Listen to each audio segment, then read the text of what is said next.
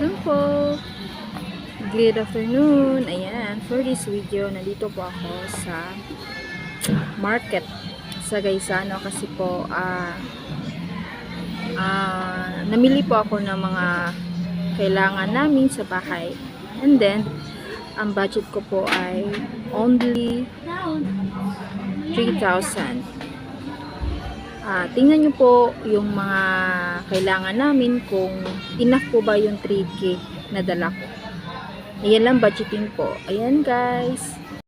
Ayan po ang mga kailangan namin sa bahay. Ayan, 3K po ang budget ko.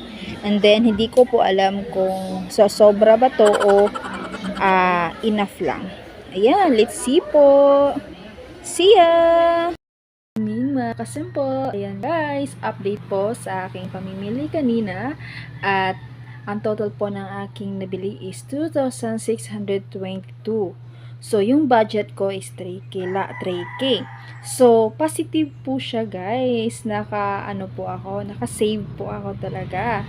At hindi ko po akalain na 2,622 kasi sa tingin ko po doon is naparami po yun. Kaya po magsusobra po yun. Pero, I'm wrong. Kaya po guys, ang ginawa ko kasi guys is nakuha ko yung tama kasi nag-positive ako sa budget ko kasi nagdala talaga ako ng lista.